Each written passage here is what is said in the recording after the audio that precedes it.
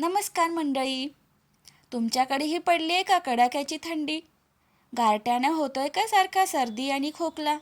वाढतीये का घशाची खवखव? चला तर पाहूया आजच्या व्हिडिओमध्ये आपण आजीच्या बटव्यातील पारंपरिक उपाय. व्हिडिओ शेवटपर्यंत नक्की पहा. थंडीचे दिवस सुरू झाले की वातावरणातील वाढत्या गारठ्यामुळे सर्दी, खोकला, घशात खवखव आणि कणकण होणे यांसारख्या समस्या लगेच डोकं वर काढतात. हवामानातील बदलामुळे होणारे हे आजार लहान मुलांना आणि वृद्धांना तर जास्तच त्रास देतात. या कडाक्याच्या थंडीच्या दिवसात खोकला, नाक वाहणे आणि घशात खवखव ही समस्या जवळजवळ प्रत्येक घरात दिसू लागते. हवेतला गारठा शरीराची रोगप्रतिकार शक्ती कमी करतो आणि त्यामुळे हंगामी आजार पटकन होतात. हिवाळ्यात वारंवार होणारे लहान सहान आजार किंवा आरोग्याच्या कुरबुरी कमी करण्यासाठी आपल्या आजीच्या बटव्यातील पारंपरिक घरगुती उपाय खूप फायदेशीर ठरतात.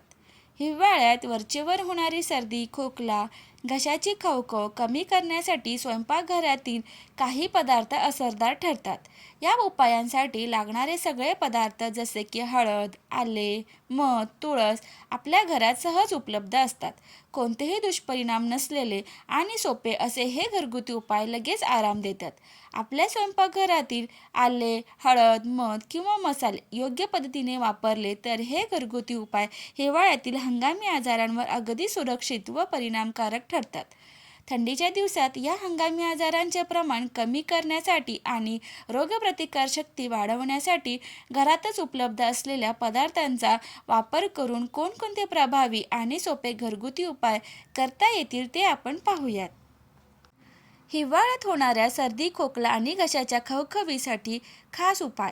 हिवाळ्यात होणाऱ्या लहान सहान घरगुती आजार बरे करण्यासाठी घरगुती उपाय करताना आपल्याला एक मोठा स्टीलचा चमचा, चमचाभर मध, प्रत्येकी अर्धा चमचा टेबलस्पून काळी मिरी पूड व काळे मीठ इतक्या साहित्याची गरज लागणार आहे.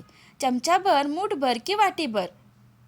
एका दिवसात किती सुकामेवा खाणं पोटासाठी बरं. घरगुती उपाय काय ते आता आपण पाहूयात.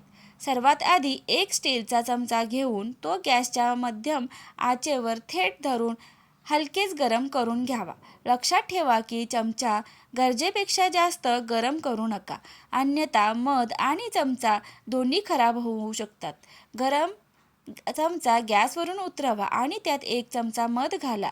मध घसादुखी आणि खोकला कमी करण्यासाठी केला जाणारा घरगुती उपाय आहे. मधातील औषधी गुणधर्म घसा लवकर बरा करण्यास मदत करतात. आता यात थोडं काळे मीठ आणि काळी मिरी पावडर घाला. काळे मीठ घशातील कफ कमी करते आणि खोकल्यापासून त्वरित आराम देते. हे घसा साफ ठेवण्यास मदत करते.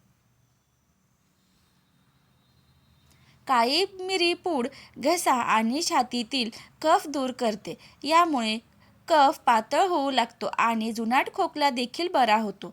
हे मिश्रण थोडे थंड होऊ द्या आणि मग घोट घेत घेत प्या. असे म्हटले जाते की हा उपाय घशाला त्वरित आराम पोहोचवतो आणि खोकल्याची तीव्रता कमी होण्यास मदत होते.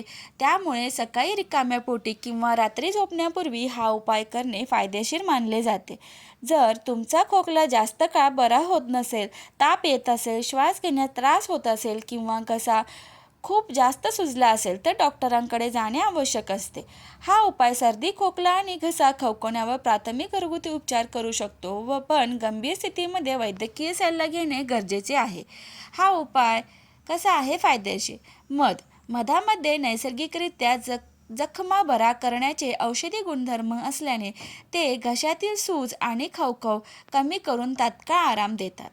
काळी मिरी पूड कफ पातळ करते आणि छातीतील कफ दूर करून खोकल्याची तीव्रता कमी करण्यास मदत करते. काळे मीठ घशातील जमा झालेला कफ बाहेर काढण्यास मदत करते आणि घसा साफ ठेवण्यास फायदेशीर ठरते. हळदीचे दूध. रात्री झोपण्यापूर्वी कोमट दुधात अर्धा चमचा हळद टाकून प्यावे. हळदीमध्ये असलेले कर्क्युमिन जंतुनाशक म्हणून काम करते.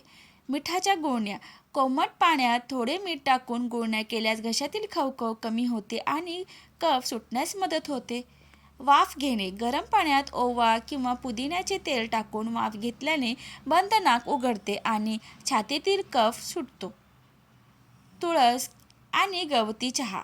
तुळशीची पाने, आले आणि गवती चहा यांचा काढा करून प्यायल्याने शरीरातील प्रतिकारशक्ती वाढते आणि सर्दी लवकर बरी होते. व्हिडिओ कसा वाटला ते कमेंट करून नक्की सांगा. व्हिडिओ आवडल्यास व्हिडिओला लाईक, शेअर आणि सबस्क्राईब करायला विसरू नका. धन्यवाद.